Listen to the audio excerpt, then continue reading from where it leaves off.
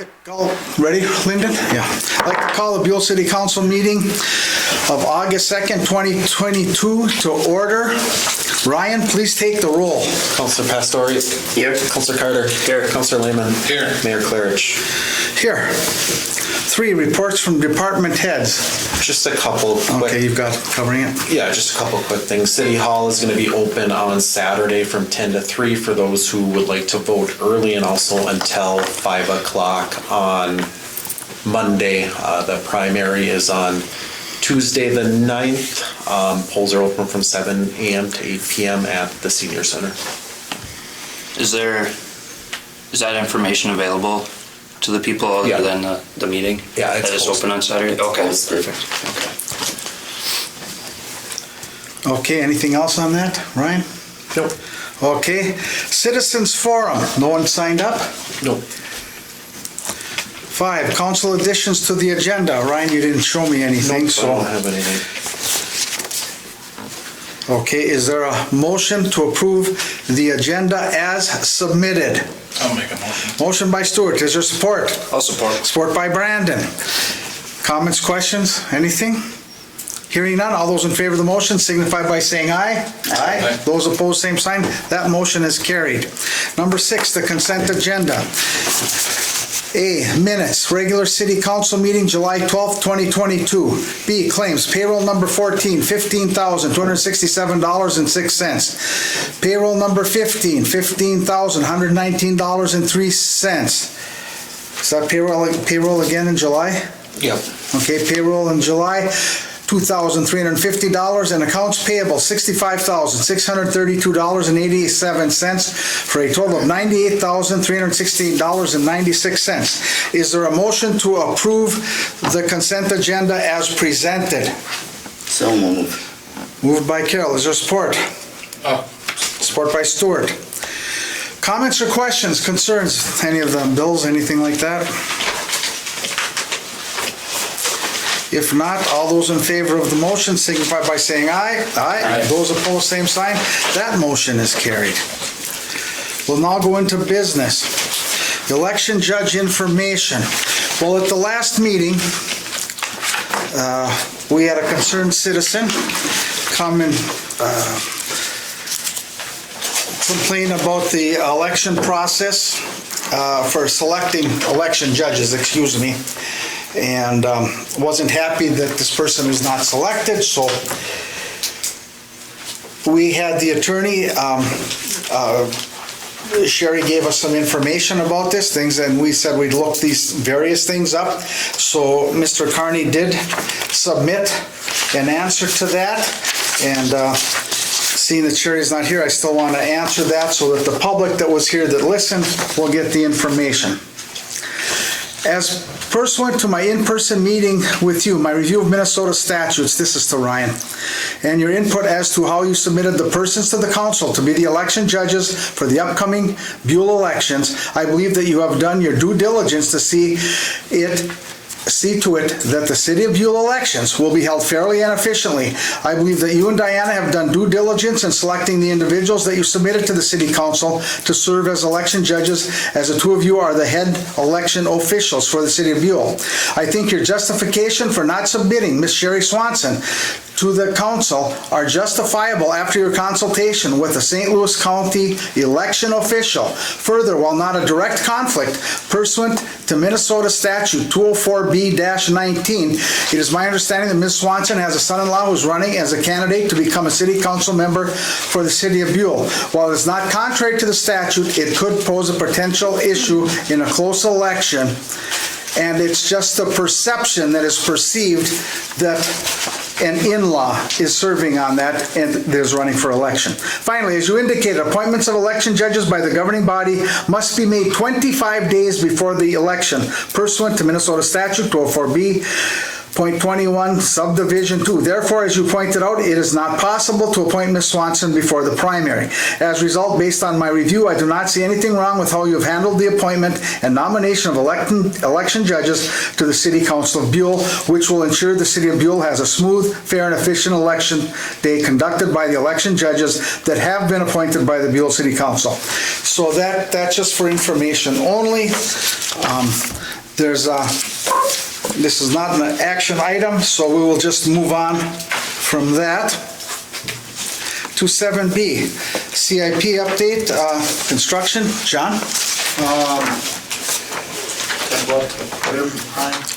Yeah. Just an update on the main project. They've got a number of punch list items that they're working on. All the paving's pretty much done. There's a few driveways I think they've got to finish up on, but for the most part, a lot of restoration items and a lot of miscellaneous items that need to be completed on the big project. On the Burnett Addition project, they've been waiting. They've got the pipe work is all completed, but they have done no restoration to the site. For the most part, it should be seeded and mulched and everything like that and shaped up. So we've been on Casper to get a schedule for him to get his subcontractor in here to do that work. So that's just getting the lots ready for sale, correct? that's the final restoration Yes, of the okay. work. And then the last item for a CIP is we're taking bids on August 16th for the last part of the paving that's going to occur in the city. And that'll be the paving and curb and gutter on Burnett Addition. We're going to do that patchwork on Seville by the bank. There's some big bump there where storm sewer is heaved. We're going to take bids on the Jefferson Roberts intersection, you know, where the old highway comes together there's a huge hump there, so we want to take that down and level it off. And the last piece, to do the paving on and mill and overlay of Woodridge Avenue from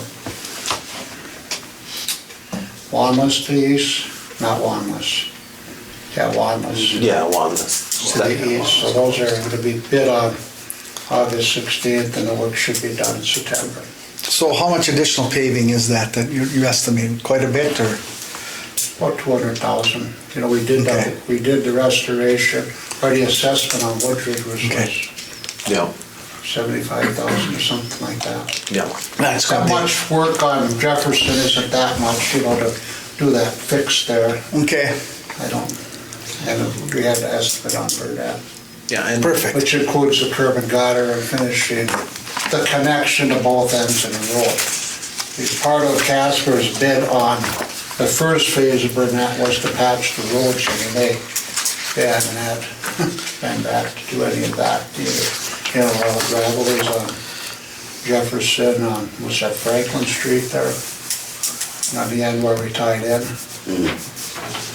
Yeah. And just for the council and the publics too, when we're talking about work up by the old highway in Roberts Street, we're looking at straightening that area out too, so it's a straight shot coming off Roberts past the park and the skating area. And widening it. And widening it a little bit since it's so narrow. at That's the top. pretty tight if you have two cars meeting, especially in the winters. It'll make it a lot safer up there for everybody, plus visibility be improved as well.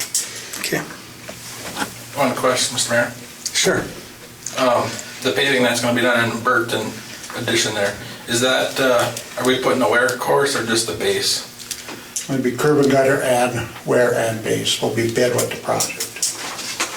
They got all the utility work done last year, so, you know, and a lot of the sewer work that they did this year was kind of in the lots or in the development itself, not underneath the roads, so you should have a year of settlement to put the wear on, but it may be weather dependent when it gets into, you know, after September, where to put the second coat down. Yeah, the only reason I was asking if we were gonna wait on the wear, you know, maybe having a lot of construction there after the road's put in, might scuff it and I hear what you're scratch saying, it. yeah. If we left it for a year or even longer, waiting for that kind of stuff. Because I think, was it down by you, Ryan, was that left for a while before they put the wear on that?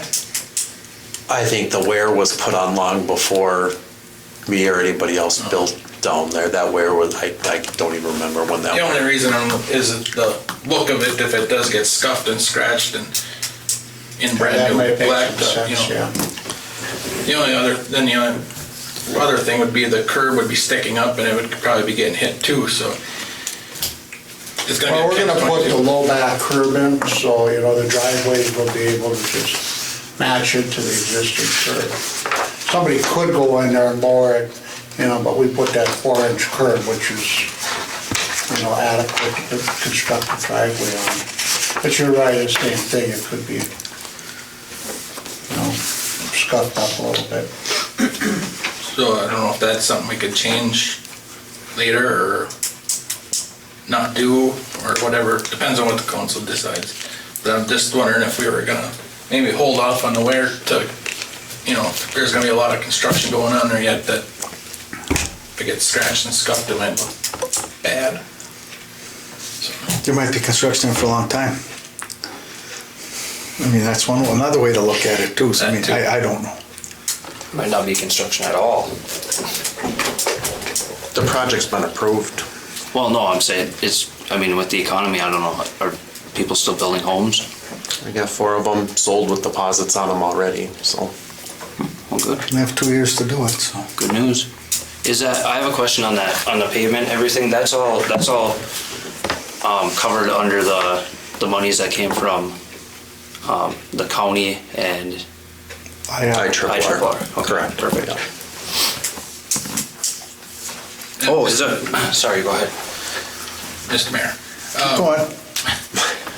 That, the east end of that Woodbridge, we're not connecting that down to, We're just gonna put a T turnaround back there. And we're trying to keep that T turnaround within the right of way, we don't have that much right of way. Or put a cul-de-sac down there, but there's some platted alleys, I think, down at the end of there, but, right now, we weren't gonna loop that together with the road. okay. Is there a reason to hook up those alleys, Ryan? Not at this time, not Not with how currently. everything's set up. Okay. Down there, I think if the city was gonna hook up those alleys, I think the time would have been when they did the project. Now Okay. I think it's gonna interfere with too many. Whether Is it's it any city land that's down there yet, or is No. it must be all bought up? and- Yeah, there's some private parcels that have been sold down there, kind of past Bassing's there, and then I think whether it's our car or the auction Oberfell, I think they own the rest, so there wouldn't be any reason to Tie all that in. tie all that in. The only other item we're gonna take care down in that last year is that dead end next to Woodbridge, Clinks Way. We're gonna put the wear course on that, because that never was Oh, completed. that's where I was thinking that we never did the wear course on that. Yeah. Okay. So, Any more questions for John or Ryan? I don't know if this pertains to what we're talking about, that sledding hill that we created, there was talk of seeding it last year with grass seed. Is that something that's still gonna happen? I believe that's on our punch list to do. On the east end of town. where they hauled all that dirt in, John, there. Yeah, I remember they were working with, Paul and Phil in there. I don't know exactly what the agreement was to finish it, though. I believe know it- they were working with John on that. I don't remember what the plan was, to be honest. We'll sit- What we'll the s- plan was for that. I believe the agreement was they were gonna seed it or at least hay or something in there Okay. to settle it, but we'll check on that Okay. report back at the So it's got with John, he's probably the lead on that, so, Yeah. okay. Yeah. Anything else? Thank you, John. Yeah, thank you. Get it all punched out for us, please. Get to the asphalt, okay. Mr. Mayor, Yes, is there a lot left, John? Is there all, I see they're in town today doing the paving. Is the paving all done for, Well, they've got a few miscellaneous driveways and, not much. We've got a punch list here. It was dated July 8th, so I think a lot of it's been taken care of too. I mean, there's raised tracer boxes, erosion control blanket in the slopes. We cleaned some class 5 in some of the driveways, those type of things.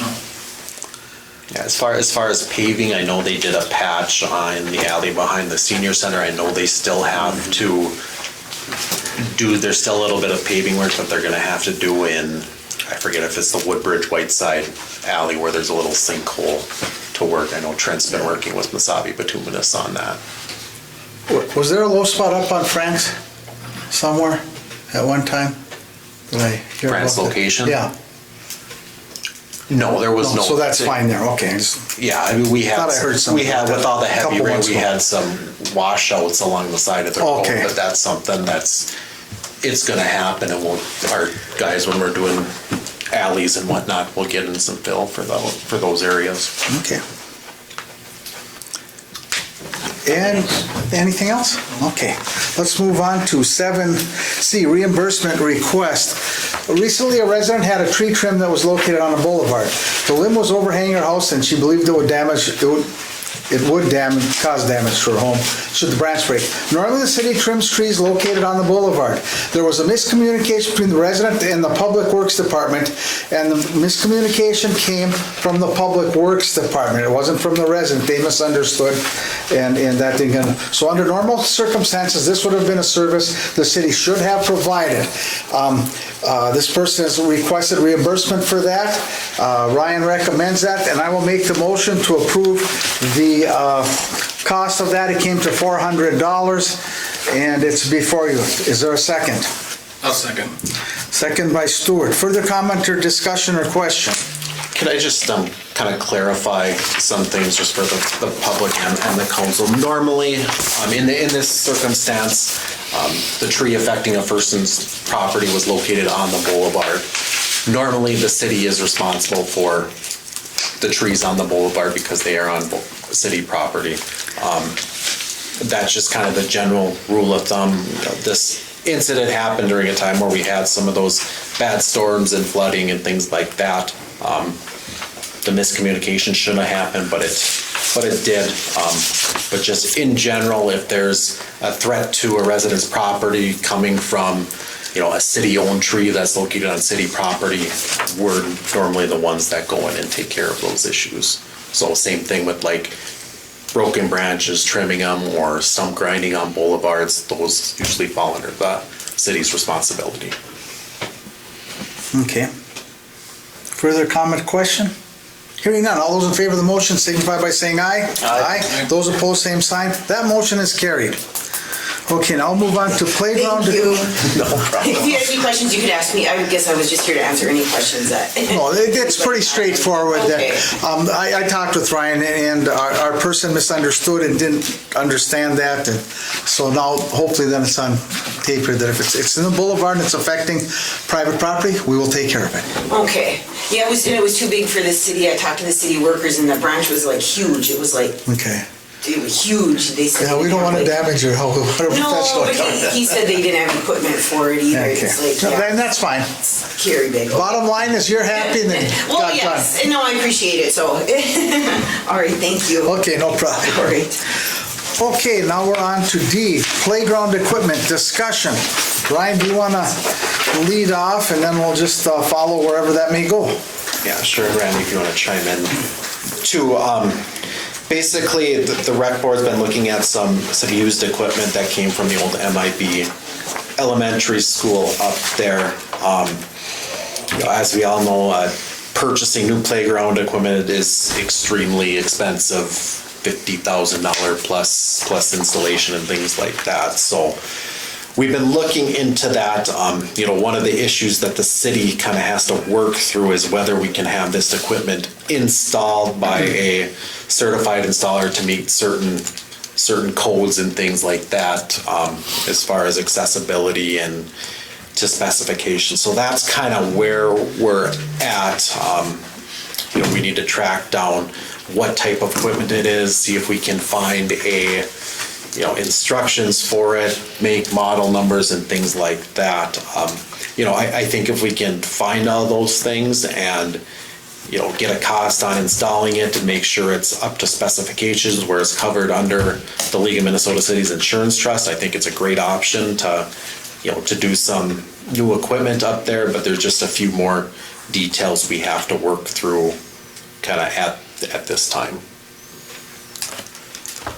Well, have we contacted our insurance agent if they have any guidelines for us to follow? Or if they, Yeah, on the- if they have somebody that would come out and certify for us? Yeah, and I've been working- At no cost. Yeah, I've been working with in the second page of your packet, there's about 160 pages of specifications and guidelines and things like that. And I've been working with the league to hopefully get someone up there if we can get eyes on that equipment just to see what they think, and that's kind of the next step in the process. Someone from the league actually taking a look at it? Yeah, Okay. or one of their certified installers that they recommend, so. Is this the equipment that was at the old school or It's at Merritt Elementary, the one on the highway? one on the highway. Okay. Yeah, I think we just have to make sure we can get this stuff in the ground and it's up to standard before spending the money to purchase it, is the main thing. So we'll continue to work on that. I know Randy's gonna try to give me some information and we'll, Why are they getting rid of it? They put new in. Oh, Mr. Mayor, do you know how old this stuff is? Was it there before you went? Yes, Oh. and I got there in '07. So, but it was fairly new back then, I mean, it wasn't. Well, the stuff was outdated and stuff, you know. I think Merritt was put up in the late 1990s, wasn't it? Or mid-1990s? Mid. Thought there was a 25-year anniversary when I was there still, so maybe like 1992 or something, 91, I don't know, can't It's not remember. the equipment that was there when I went there, so it's Okay, well, newer than 2000. really? I wonder why they replaced it. That's scaring me now. I wanna say that it's maybe like a 2013, 2014 is maybe when, I just, Could be, yeah. sometime in them, but we get, cause I think I remember it's probably about 15 years old or something like that, so. Well, we'd call John Rickle or Dan over there, we could find, well, they're both retired, but they would know. But yeah, just for the council and the public, that's something we're looking into, and hopefully we'll have more information, so to speak. There's just a lot of details with the ASTM safety standards and things like that we have to It's all about liability. work through before it makes sense authorizing the expenditure of city funds. You don't need a motion on them? I think it's just informational, No, at unless this the point, it's council has any other questions. Anything else? Well, we'll probably still have this being kicked around for a while yet, so. Okay, next is E, attaches resolution 22-28. The resolution accepts a $200 donation for the rec department from the city of Kinney. Is there a motion to approve resolution 22-28? I'll motion. Motion by Brandon, is there support? support. Support by Carol. Further comment or question or discussion? Hearing none, Ryan, please take the roll. Counselor Pastori? Yes. Counselor Carter? Yes. Counselor Lehman? Yes. Mayor Karch? Yes, resolution passes. We don't turn money down too often, do we? Okay, now let's go on to F, city fee schedule updates. Ryan, do you want to just, Yeah. do we need to, no, this is discuss, oh, that's approve and reject. So why don't you lead us into that, then we can ask Yeah, questions. there's just a few minor changes on here. Animal license fees increased because the cost of buying those little tags went up substantially for us. Another change, we define what a resident is, which has never been done before. And what I mean by residents is those who can purchase grave sites and have burial fees at a reduced rate. And our recommendation is to define resident as, those living in Buhl, Kinney, or Great Scott townships, who are the main users of our cemetery. Return check fee, we up $5. That's due to banks and what they charge us for that. Also a $2.50 credit card processing fee. The reason for this is the city gets charged every time someone uses a credit card. The city will continue to cover the fees for utility customers and things like that. This is mainly just for like campground reservations or somebody using a credit card for $5 in copies, things like that. We're just trying to break even on some of those things, and also some updates to utility costs for when Trent is installing new services or bases and things like that. Still cheaper than you could get anywhere else, but that's our recommendation if the council has any other questions. I'll make a motion. Motion by Stuart, is there support? Support. Support by Carol. Okay, any questions, council? It's pretty standard and Yep, we're just kind of updating with the time, but the main one, and there's always been a question, Diana and I both kind of look at each other when someone from Great Scott, comes in and, well, can I get the residential rate for Buhl? Well, I think we just need to clarify that, but I think it makes sense for residents of Kinney and Great Scott Township, as we're the nearest cemetery, for them to qualify for the residential rate. So I just think it's a good thing to define.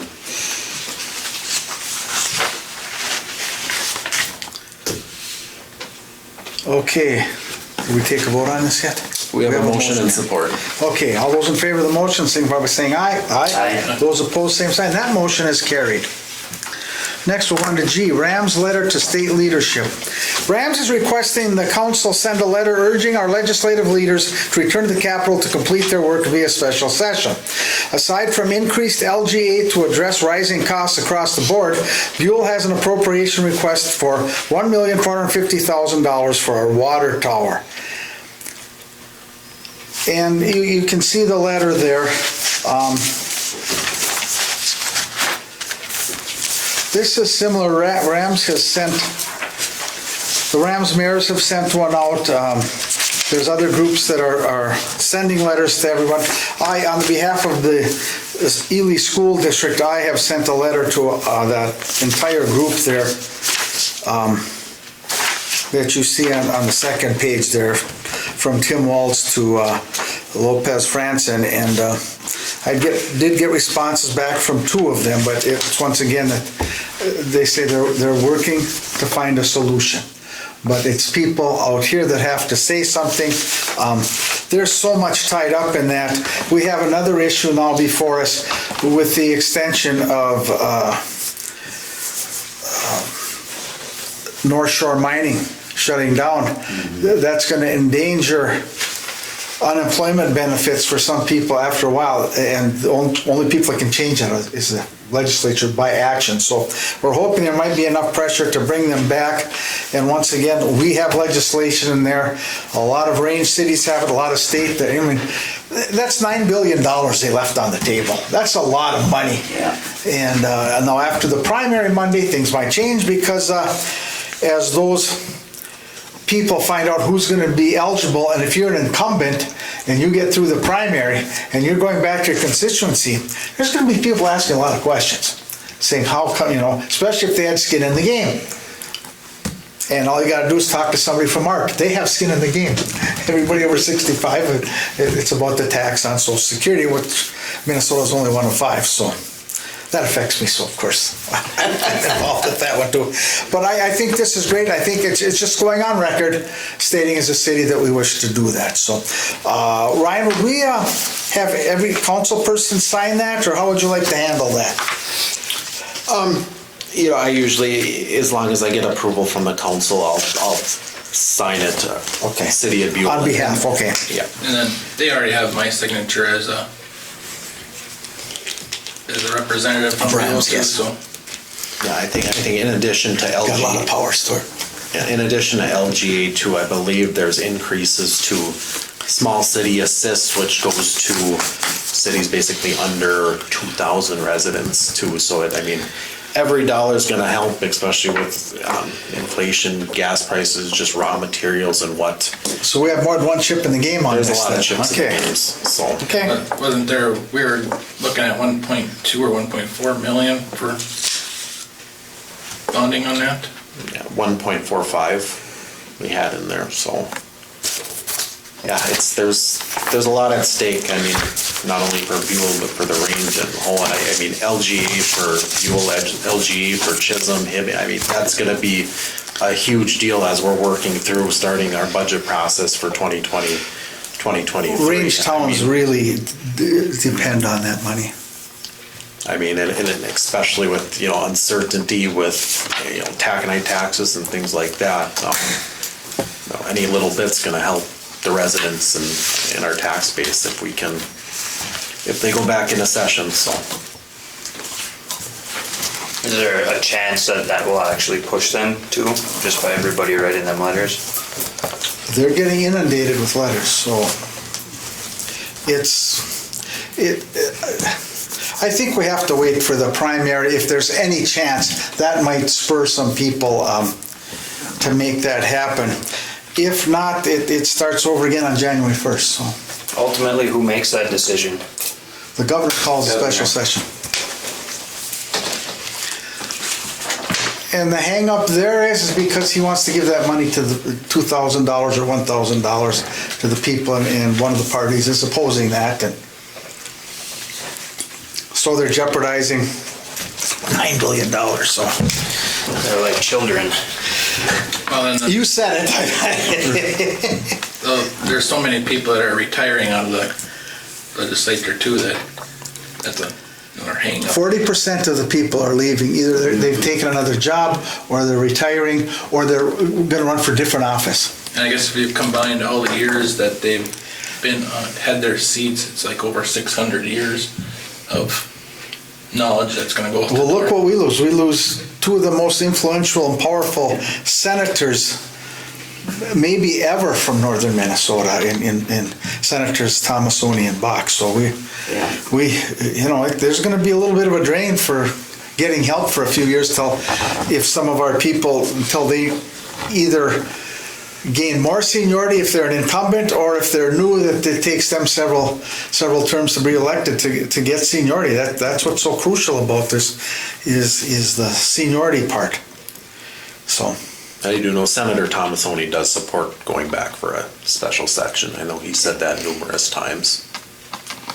We'll see what happens. So, but unfortunately, it's up to the governor and several other people. So, okay. I'll make a motion on that. Okay, motion by Stuart. Is there support? I'll support. Support by Brandon.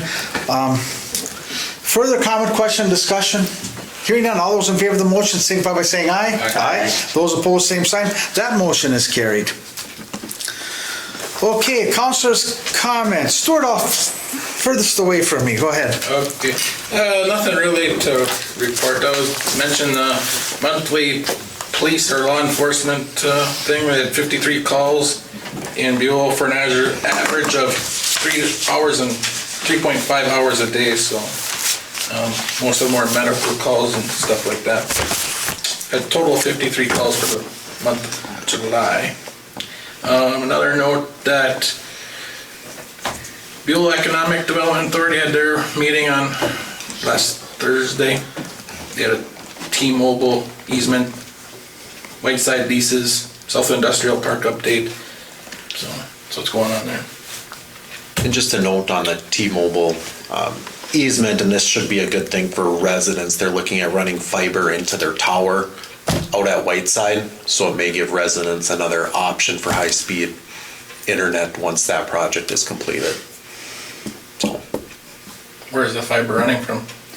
basically off of Highway 125 back to that Tower? tower. They must have a competitive product if they're willing to put that kind of money in to serve our population. So it's only gonna serve like the one resident out there plus our buildings? Or what? No, A city. In the city too? Yeah. Yeah, I think the T-Mobile plans to offer their service to, residential customers. I believe T-Mobile already does it in a limited extent over in Chisholm already, but getting direct fiber into that tower allows them to offer the high speeds. I can't remember, does Kinney benefit from that, or is that tower blocked by dumps? It's spotty. Good guy, I have no idea. Well, we should check that Yeah. out. I mean, that's just a boom for them or a bonus. It helps. T-Mobile had to have done a study to find out. I don't know if it reaches any places along the highway out there or not, so. We'll just look. Anything else, Stuart? That's it. Thank you. Brandon? I would like to say thank you to our candidates. That event last night was awesome. Thank you to the senior center for holding that event. Our community enjoyed that a lot. I do have one question for Ryan. I know me and you had talked about it, but I forgot the details. The voting machine test, can you go over that? Sure. When and where and how? So each municipalities are required to conduct a public accuracy test.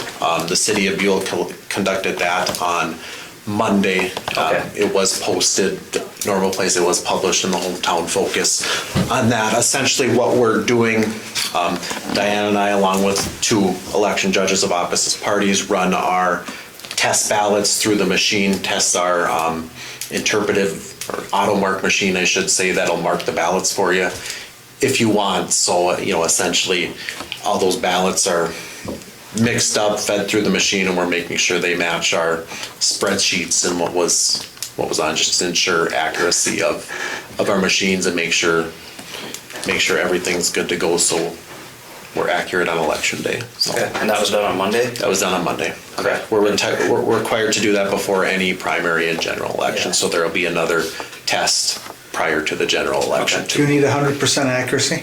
Yes. Okay. Yep, there's multiple tests. Diane and I run a pre-test, and then we run a public accuracy test. So it's tested multiple times before being put into service, so to speak. And like the mayor said, that has to achieve 100% accuracy to be used? Okay. Yeah. All right, thank you. And I can say as a judge in the past, we watch that number in our books and the number on the machine, and we better be on. There are always multiple election judges with Yeah. eyes on every part of the process So, when it comes to. It is watched very closely. Awesome. I just asked because I Yeah. like to Great, learn. great. You know? Yeah, I can't No, and if say, you've never done it, you wouldn't, Yeah. you know. yeah, I can't say we've ever had anybody come to the public accuracy test, but they are published and posted. Yeah, and I meant to ask you We sooner. do, Yeah. we do perform them, so. Awesome. Well, thank you. Anything else, Brandon? Okay, Carol? Nothing this week, I Okay. don't think. No, there isn't. Okay. If you can think of anything before I'm done. No, Okay. I'm fine. Okay, mayor's comments on August 2nd of '22. Okay, for this week's mayor's comments, I wanted to address a few comments on funding and grants for upcoming projects, including the reconstruction of our deteriorating water tower. Based on, once again, I don't go on Facebook and respond to things. I'd rather respond to the entire populace of Buhl when I do this, and do that through the help of Lyndon and his camera work. So I'll also touch on, explain the work our lobbyists Gary Sukranich and Jeff Anderson do for the city of Buhl, because some people question that too. First, I'd like to share some numbers with the public. Since I became mayor in 2019, the city has secured $3,755,000 in grant funds. In the previous 4 years, 2015 to 2018, the city secured $553,231. So it's about not quite 7 times more. Okay, I'm not patting myself on the back there. What I'm saying is over the past few years, competition for these funds has increased dramatically. The IRRB especially does not have funds available to fund every project like they have in previous years due to the overwhelming need of both schools and municipalities throughout the taconite tax relief area. And then when mines do shut down, that affects the tonnage and the ultimate monies that, it's always a 3-year average, but it rolls things back. Why I brought this up about how much we've achieved, is because when I came on board, we hired the Costin Group, that was Gary Sukranich, and now it's Gary Sukranich and Jeff Anderson. Our lobbyists, as well as Ryan and Diana, have worked extensively over the past few years on everything that goes into the city securing these increasingly rare grant funds. Countless presentations, meetings, applications, follow-ups, and overall management is time-consuming and absolutely necessary.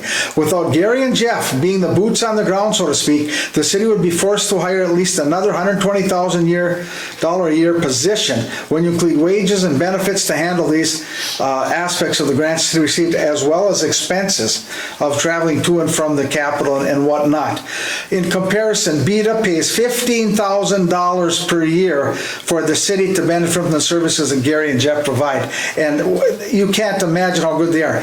They're so good that Rams hires them as their Every city, legal, and just about every city on the range has them on the payroll. So it's, and I'll tell you what, we get them pretty good. And also, I'm going to speak for what the schools are too. I know at Ely, we pay $24,000 a year to have them. So, and Jeff's from there. So, yeah. That's the way it goes sometimes. In addition to assisting the city with all these grant funds, Gary and Jeff are in constant communication with both state and federal legislators, advocating for issues and projects that are important to Buhl.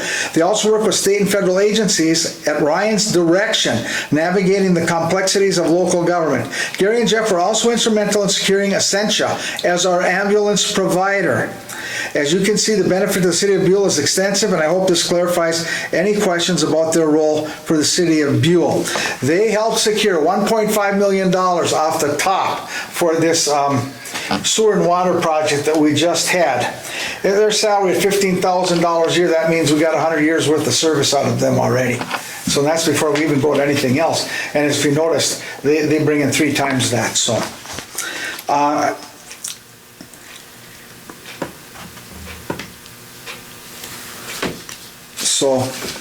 you can see it's extensive, and I just want to once again say I hope this clarifies any questions about their role for the city of Buhl and that they deliver. And they deliver so well, I said, as Stuart just stated, that just about every city, most of the school districts, and Rams uses them. So that tells you something right there. I also want to address a few comments regarding repairing and repainting the water tower versus building a new one, and the Buhl's involvement in the Central Iron Rain Sanitary Sewer District. Estimates to repair the water tower are $250,000 plus a minimum of $30,000 to $40,000 per year in maintenance. The current tower is also undersized based on Minnesota Department of Health guidelines. Grant dollars just to repaint and repair the water tower are not available. So we can't do that because we're undersized. The city has multiple requests in at the state and federal, as well as a commitment from the IRRB for funds for a new water tower. Impacts to residents and businesses to reconstruct the water tower would be at little or no cost. This is why we are pursuing a new water tank versus repainting the existing one. I think the comment on Facebook was the tax are going to, alluding that the taxes of $1,450,000 would be passed on. No, the reason we're pursuing this is it's at little or no cost, and basically it's going to be pretty much no cost. As far as the Central Iron Rain Sanitary Sewer District, regulation specifications to treat wastewater have changed dramatically since the CRSSD was built. Mercury standards, PFAs, biosolids are just a few areas where the regulations have changed substantially over the years. With these changes come millions of dollars in upgrades to treatment plants. Buhl is extremely fortunate to have made the decision to join the CRSSD. If Buhl would have decided to try and handle our own wastewater treatment, the cost of the city and its residents would have increased significantly due to these required upgrades plus additional personnel to monitor and operate the plant itself. There is a reason why numerous communities throughout the range are beginning to partner on wastewater facilities. Buhl, along with Kinney, Chisholm, and Great Scott Township, should be grateful to those officials who took on this project when they did. And I think you all remember it was Craig Pulford, as he was mayor, who was leading the charge on that. And basically, it's named Craig Pulford Way, where he was out there because he was that instrumental. And then shepherding Buhl into that. We couldn't have received all those grants. We would have gotten some grants to build a new wastewater plant or to upgrade what we had, but that mercury and some of the new standards that they have would have wiped us out. We couldn't afford to do that. And we're lucky we're sharing this with Chisholm and Kinney and Great Scott, and also I think they built it right from the beginning to cover some of that, right? For I remember, because Stuart, you were on the board, so hats off that we're lucky to have that service. I have nothing further. Is there a motion to adjourn? I'll make a motion. Motion by Stuart, is there support? Support. Support by Brandon. All those in favor of the motion, signify by saying aye. Aye. Those opposed, same sign. Motion carried, meeting adjourned.